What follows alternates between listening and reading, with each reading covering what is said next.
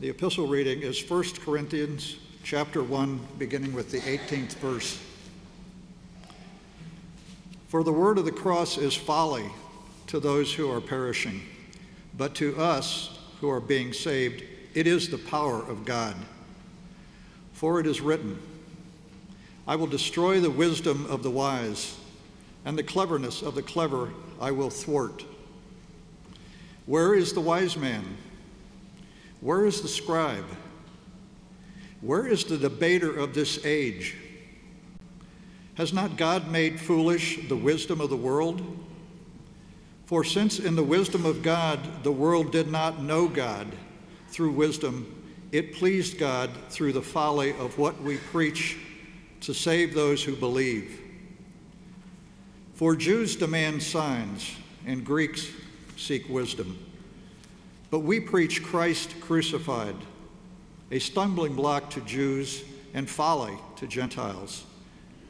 But to those who are called, both Jews and Greeks, Christ, the power of God and the wisdom of God. For the foolishness of God is wiser than men, and the weakness of God is stronger than men.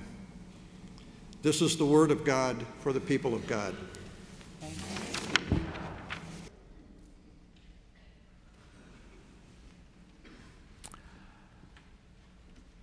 Well, season 3 of House of Cards is underway.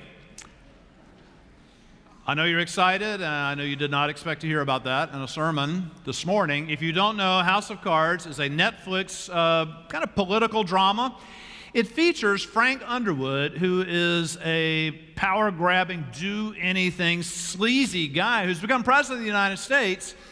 One of my complaints with the show, it's played by Kevin Spacey, and the president is supposed to come from Gaffney, South Carolina. So Kevin Spacey attempts this southern accent. He is from New Jersey, and it shows. It's pathetic. So anyway, he's the president, and in episode 4 of season 3, there's this amazing scene. Frank Underwood, the president, goes to see this priest, and he's standing in the sanctuary in front of a crucifix, ceramic crucifix there.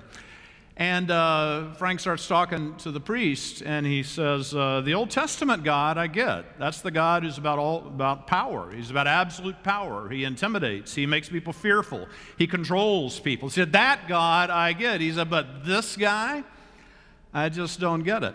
The priest responds by saying, we don't really believe in absolute power. We believe in 2 rules only, love God and love each other. Frank's a little bit puzzled by this, so he asks the priest if he can have some time alone to pray. If you know Frank Underwood, he's not planning on praying. The priest leaves the room, and Frank, it's really ugly. He spits on the crucifix, and then he says, love's what you're selling? If so, I don't buy it.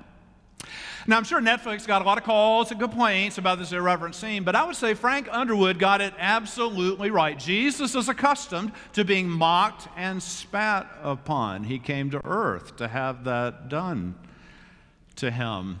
And Frank Underwood is absolutely right. You have this old image of God, that God is all-powerful and that God intimidates by fear and guilt and God manipulates everything. And Jesus comes to say that's not God at all. The God that's the true God, the God that has this heart of love, is this God that we see on the cross. It's a God that suffers. It's a God that's vulnerable. It's a God who becomes weak, who becomes one with us in our struggles. You can't buy it. Everything else in the world, I guess, has a price on it, but this love of God, you can't buy it. It's just free, isn't it?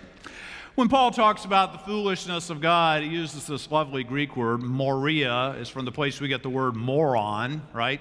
And it's hard to tell what Saul's thinking. Is he thinking, you may think we're morons, but we believe this about God? Or is he thinking, you're a moron if you don't get this about God? It's not totally clear. Paul says that we know God through weakness. We know God through humility. We know God through vulnerability. We learn this in other ways. Some groups in our church are studying Brene Brown and her work, and that's all about you become vulnerable. That is the way to life. Emotionally healthy spirituality, all about tapping into our weaknesses, and that is the way to life. It's an un-American way. We're all about power. We're all about achievement. Suffering is something that we just don't like to talk about in America very much. I always wonder sometimes if the church has this ambivalent relationship to suffering. I mean, once in a while we get it wrong in the following way. A while back I ran into a woman at the Harris Teeter, and I'd not seen her in church for a while, and I said, hey, I've missed seeing you in church. And she said, I've been having a terrible time for months. When I get better, I'll be back. Sad words. I say, come when you're struggling, come when you're suffering. But then we make the other mistake with respect to faith and suffering. We think that God and church is for when we suffer, right? It's not for the good times, it's for the suffering times. And maybe you budget your time when you're doing pretty good, so then you have a church and you have a relationship with God when the time of suffering comes, and then God can help you in your suffering. I've preached so many sermons like that. Like you think you're doing fine, but actually when you're suffering, God is there for you, and that is true. God is there for you. But if God is the true God, God is there for all people at all places and in all times. The crucified Christ is the truth about God for us when we're doing well. And that begins to be gratitude and humility for us. I love what the theologian Jürgen Moltmann said. He said, the cross of Christ sets us free from pride. It makes the person who is curved in on himself open to God and his neighbor. And then I love this phrase. The cross of Christ gives Narcissus, you know, the guy that is attached to his own reflection in the pool. The cross of Christ gives Narcissus the power to love someone else. That's what Christ came for, to give us the power to love someone else, and not just any someone else, but actually any someone else at all. That's what the cross of Christ is about. I had an interesting thing happen 2 weekends ago. I wasn't here, and Lisa and I were on an anniversary trip. We went to Beaufort, South Carolina, and a Sunday morning came. And when you do what I do for a living, Sunday morning, it's a little bit complicated, like, you know, what to do. So we we're walking around Beaufort, and we came to this historic church that I wanted to visit called the St. Helena Episcopal Church. It was founded in 1715. I love stuff like this. And so we arrive, it's about 10:15, and I look on the sign, and they have a 10:15 service. Like, who knew? So I said to Lisa, let's just go to church. She said, okay. So I go to the door, and there's an usher. He's wearing a nice black suit, and he's handing me a bulletin, and I said, I was just wearing a knit shirt and my blue jeans, right? And because we hadn't thought it through. And I said, sorry, I'm not really dressed for church. He eyed me up and down and said, you can come back when the service is over. If one of you ever says this to anyone, I will excommunicate you on the spot.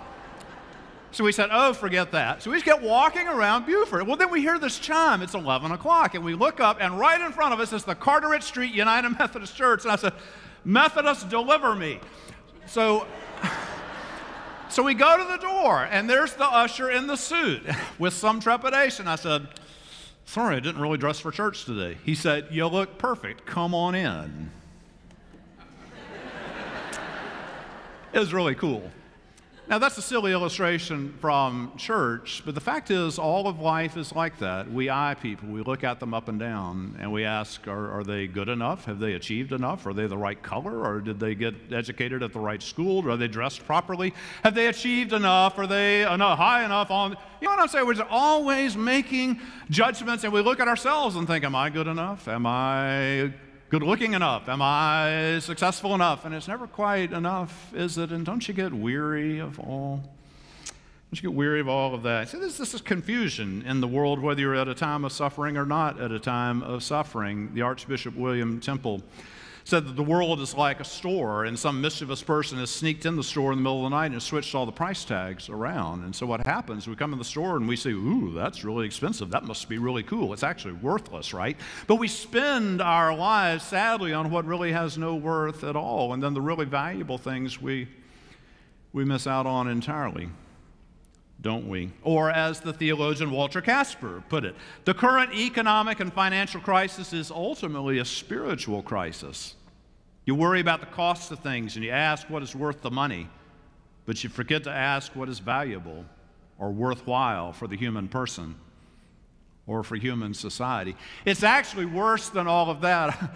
read this week about Sir Ernest Shackleton, who tried to make it to the South Pole back in 1914. He left in August of 1914, just days after World War I had broken out. Well, he volunteered not to continue to the South Pole, that he would go and fight with the British Expeditionary Force on the continent, but his supervisor said, no, go on to the South Pole. So he was out of contact with Western civilization for over 2 years. So in 1916, he'd made it to Stromness on South Georgia.